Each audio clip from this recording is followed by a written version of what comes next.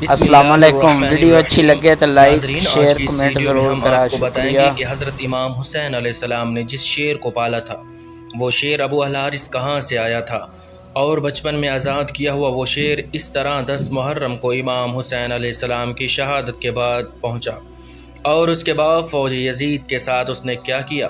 ناظرین، امام حسین علیہ السلام نے بچپن سے ایک شیر پال رکھا تھا جس کا نام ابو الحارث تھا۔ عربی میں حارث شیر کو کہا جاتا ہے۔ یہ شیر امام حسین علیہ السلام کو کیسے ملا، آج کی اس ویڈیو میں مکمل تفصیل سے اس کا ذکر کریں گے۔ ایک دفعہ مولا علی علیہ السلام خطبہ فرما رہے تھے کہ اسی دوران کچھ لوگ دوڑتے ہوئے مولا علی علیہ السلام کے پاس پہنچے۔ مولا علی علیہ السلام نے پوچھا تو انہوں نے کہا کہ مولا، ایک شیر آپ کی طرف آ رہا ہے۔ مولا علی نے فرمایا کہ بیٹھ جاؤ، یہ شیر کسی کو کچھ نہیں کہے گا۔ یہ بات ابھی ختم نہیں ہوئی تھی کہ ایک بہت بڑے شیر نے امام علی علیہ السلام کے قدموں میں سر رکھ کر سلامی دی، اور اس کے بعد شیر نے ایک چند دن کا اپنا بچہ مولا علی علیہ السلام کی خدمت میں پیش کیا۔ شیر نے اپنی زبان میں مولا علی علیہ السلام سے کہا، مولا، میں اس بچے کا باپ نہیں بلکہ اس کی ماں ہوں، اس بچے کا باپ مر چکا ہے۔ اس شیرنی نے مولا علی علیہ السلام سے کہا کہ مولا، میں چاہتی ہوں کہ یہ پل کر جوان ہو جائے اور محفوظ بھی رہے۔ مولا علی علیہ السلام نے فرمایا کہ مطمئن ہو کر چلی جاؤ، یہ مجھ علی کا کہنا ہے کہ اسے یتیمی کا احساس نہیں ہوگا، میں یہ بچہ اسے دوں گا جو یتیموں کی پرورش کر سکتا ہو۔ اس شیرنی نے کہا کہ مولا، وہ کون ہے جو حیوانوں کو بھی یتیمی کا احساس ہونے نہیں دیتا؟ مولا علی علیہ السلام نے فرمایا کہ میرا ایک بیٹا ہے جس کا نام حسین ہے، یہ یتیموں کی اس سے زیادہ پرورش کرنا کوئی نہیں جانتا۔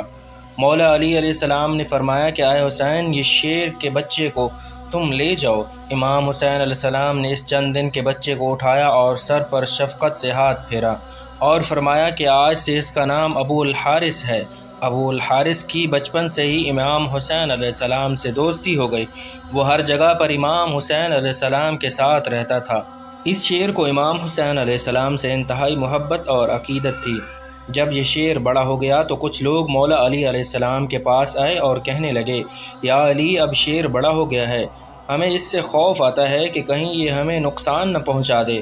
مولا علی علیہ السلام گھر تشریف لائے اور امام حسین علیہ السلام سے فرمانے لگے، بیٹا، میں نہیں کہہ رہا، یہ عرب کے کچھ لوگ کہہ رہے ہیں کہ ابو الحارث جوان ہو چکا ہے، اب اس سے ہمیں خطرہ ہے، بیٹا ابو الحارث کو اب آزاد کر دو۔ ناظرین، یہ سننا تھا کہ امام حسین علیہ السلام کی آنکھوں میں آنسو آ گئے۔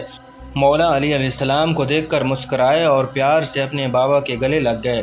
جی بابا جان، جیسے آپ کا حکم ہے۔ لیکن اس کے ساتھ ہی امام حسین علیہ السلام کے اتنے بڑے بڑے آنسو رخسار پر آ گئے۔ امام حسین علیہ السلام نے فرمایا کہ بابا جان، آج کا دن نکال لیں، کل ابو الحارث آپ کو نظر نہیں آئے گا۔ امام علی علیہ السلام نے فرمایا، بیٹا حسین، آج کے دن کیا کرو گے؟ امام حسین علیہ السلام نے فرمایا، بابا جان، دیکھیے باہر شام ہو گئی ہے اور یہ وقت کسی کو گھر سے باہر نکالنے کا نہیں۔ مولا علی علیہ السلام نے امام حسین کو سینے سے لگایا۔ جب امام حسین علیہ السلام تہجد کے وقت شیر کو خوراک دینے کے لیے گئے تو ابو الحارث نے کہا، مولا، آج اتنی جلدی احسان؟ امام حسین علیہ السلام نے ساری بات ابو الحارث کو بتائی۔ ابو الحارث نے کہا، ٹھیک ہے مولا، میں چلا جاتا ہوں، لیکن ایک شرط ہے، ایک دفعہ ملاقات ضرور ہو۔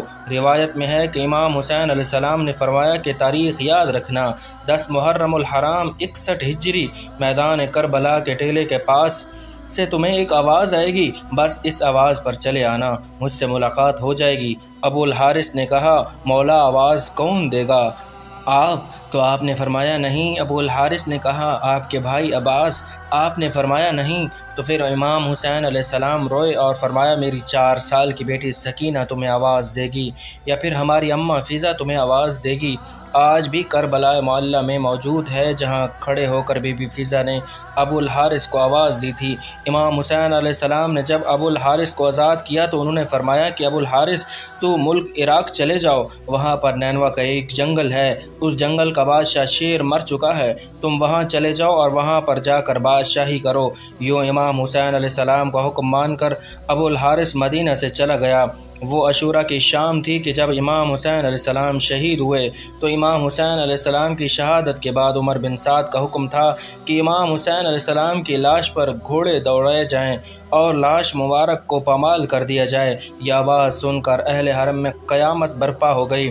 جیسے ہی افواج اشقیاء کے اندر ہی اعلان ہوئے تو بی بی فضا حضرت بی بی زینب کے پاس آئی اور کہنے لگی، اے میری پاک سیدہ، رسول خدا صلی اللہ علیہ وسلم کے ایک صحابی تھے جو سمندر میں سفر کر رہے تھے، اس کی کشتی ٹوٹ گئی اور وہ کشتی کے ایک تختے کا سہارا لے کر ایک جزیرے میں پہنچا۔ اس ویران جزیرے میں اس نے ایک شیر دیکھا اور کہنے لگا کہ مجھے اذیت مت دینا، میں رسول خدا صلی اللہ علیہ وآلہ وسلم کا غلام ہوں۔ اس شیر نے جیسے ہی اس صحابی کی بات سنی تو وہ اس صحابی کو مارنے کی بجائے اسے صحیح راستے پر لے گیا۔ بی بی فضا نے فرمایا، اے میری پاک سیدہ، اس علاقے میں بھی ایک شیر رہتا ہے، اگر آپ مجھے اجازت دیں تو میں اس شیر کے پاس جا کر اسے بلاتی ہوں اور ظالموں کے ارادے سے اسے آگاہ کرتی ہوں۔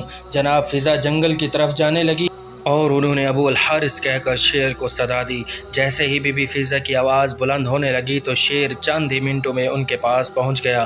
بی بی فضا نے فرمایا، اے ابو الحارث، کیا تجھے معلوم ہے کہ یہ ظالم امام حسین علیہ السلام کے جسم اطہر کو پامال کرنا چاہتے ہیں، اور لاش کو پامال کرنے کے بعد یہ گھوڑوں کے ٹاپو سے ان کی لاش کو ناقابل شناخت بنانا چاہتے ہیں۔